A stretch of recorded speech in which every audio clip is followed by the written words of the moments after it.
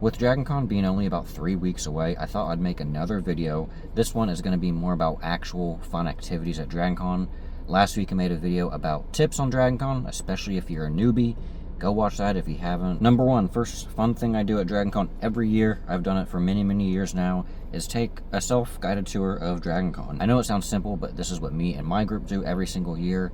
We usually start out in the Hilton or the Hyatt at one of the ends, and then we do the tour. We walk around the lobby, we make our way to the Marriott, we go all the way up to the top of the Marriott and make sure to get to the tippy top, take our pictures. Ooh, we're at DragonCon. Go back down, go to the next hotel, usually the Hyatt, and then we ended up by going back through the Marriott, going through the Peachtree Mall, and getting a Viva and doing some people watching. That right there is the event that signifies like DragonCon is starting. Usually I do this on a Wednesday because we get there a day early.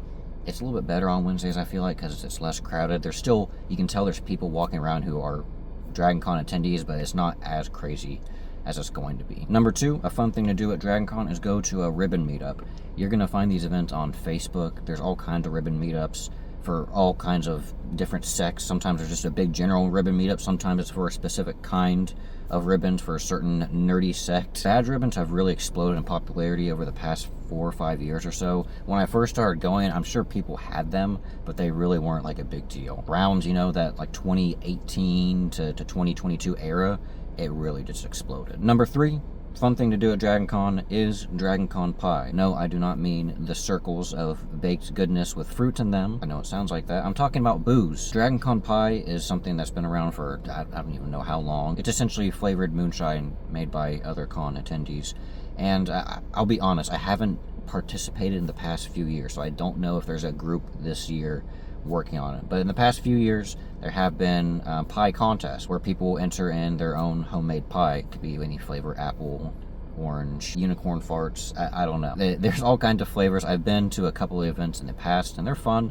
I didn't enter in my own stuff, but I was just observing. If they do hold an event this year, I will say they do ID check. So if you're thinking, hey, I'm a 19, 20-year-old lad, I'm going to try to get some free booze here, ain't the place for you, they're gonna kick you out. Number four, fun thing to do at DragonCon is adult origami. I didn't even know this existed for the longest time until a couple years ago. It's in the Hilton, I believe, on the second or third floor, and it's really chill. It's like a classroom setting almost, and there's a panelist up there who has a projector, and he shows you how to make adult-oriented origami. It's really as simple as that. It's usually pretty goofy because, I mean, come on, the subject matter is a little goofy, but yeah, if you're into that stuff, it can be fun. It's really chill, not a big event or anything, just something to do at like 10 or 11 o'clock at night. Number five, fun thing to do at DragonCon is go questing. Essentially what you do is you go up to someone who looks like they may have a quest for you. I'm not joking. There will be people who have quests, and sometimes they'll give you little rewards for them, but it's anything from like taking a picture with a certain cosplayer or finding a certain monument in the area. It can be a fun little role play. And while I'm on the topic of questing, might as well incorporate another bonus activity, which is con swag and seek. Con swag has grown in popularity a lot recently. It's essentially where someone leaves a little trinket or a goodie, a little bag of something. It can be anything to like a 3D printed object like a dragon, or a little thing of stickers, or I mean, it could be anything, a tiny potion bottle. So yeah, while you're going on your quest, look around, look for some con swag. They'll sometimes be in like planters or on the side of stairs. They can be anywhere. Number six, fun thing to do at DragonCon is get drunk and play arcade games. I mean, you don't have to get drunk, but it does make the experience a little more enjoyable sometimes. In the America's Mart building is where you'll find the arcade games, and last year I went with my friends, and there were just people from Crown Royal just holding platters of booze and letting you sit on the Crown Royal throne. It was on the house. I don't know why, they're just giving it out, giving shots out for free.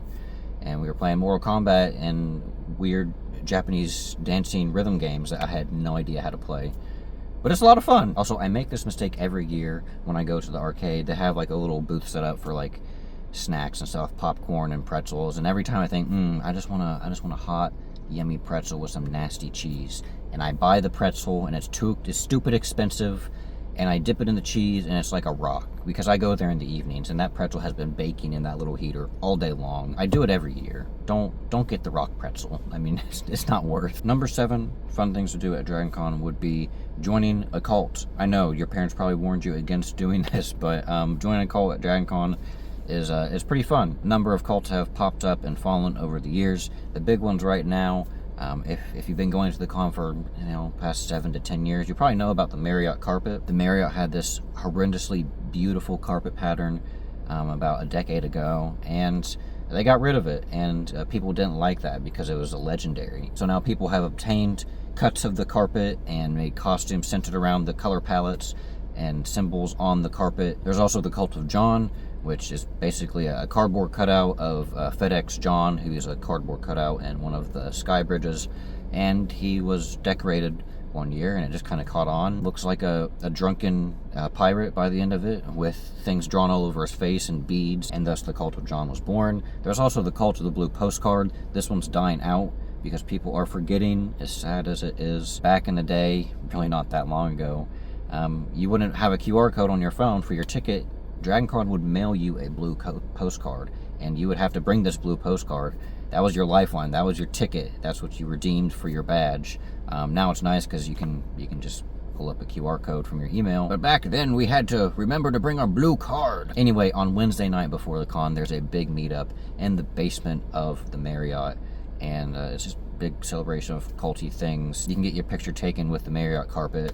It's a fun time. Number 8, a fun thing to do at DragonCon is joining a inflatable dinosaur stampede. These have also gotten really big over the past few years, and it's essentially what you think it is. You get in an inflatable dinosaur and you stampede with other inflatable dinosaurs through the hotels. I'm gonna say they start on Wednesday evening sometimes, but they definitely start on Thursdays, and they continue on throughout the con. There's all kinds of inflatable dinosaur meetups / stampedes, so if you're into that, I personally don't like being inside a hot inflatable dino, but to each their own. Number 9, a fun thing to do at DragonCon is participate in a photo shoot. There are all kinds of themed photo shoots throughout DragonCon. It's essentially where you meet up with people from that movie or show or certain character or certain cinematic universe. There's all kinds of photo shoots, and essentially you take a giant photo shoot. I mean, I feel like I'm over explaining this one. It's a photo shoot. They're themed. Last but not least, number 10, a fun thing to do at DragonCon is the DragonCon scavenger hunt. The DragonCon scavenger hunt is really cool because you just have to follow DragonCon on Instagram and pay attention to their story throughout the con. They will have a couple scavenger hunts every single day, and it's essentially where some DragonCon volunteers are chilling in an area. They usually leave clues as to where they might be, and then there's a question that you have to answer when you find these people. I actually won one of them one year, and I got a cool little drawstring bag filled with goodies. I had like socks, and I had other stuff, but all I remember are the socks, and I still use the drawstring bag to this day, so it was a nice win. And the very last scavenger hunt they do, usually on the last or next to last day, is they give away a DragonCon membership for the next year. I was oh so close. I think 2022, I believe. Like I was on my way because I knew where they were based off their story, and I think I knew the answer to the trivia question. I was on my way to deliver the answer and obtain my badge, and I looked, and someone had gotten there before me. It's pretty competitive. There are tens of thousands of DragonCon attendees and only 1 or 2 badges to give away for the next year. So yeah, those are 10 fun things to do at DragonCon this year. There's plenty more to do. If you have any ideas or suggestions on fun things to do, leave them down in the comments down below. And if you want a video on newbies, tips and tricks to DragonCon, click on the card above, and that's all I got. Add a words. That's it. Done.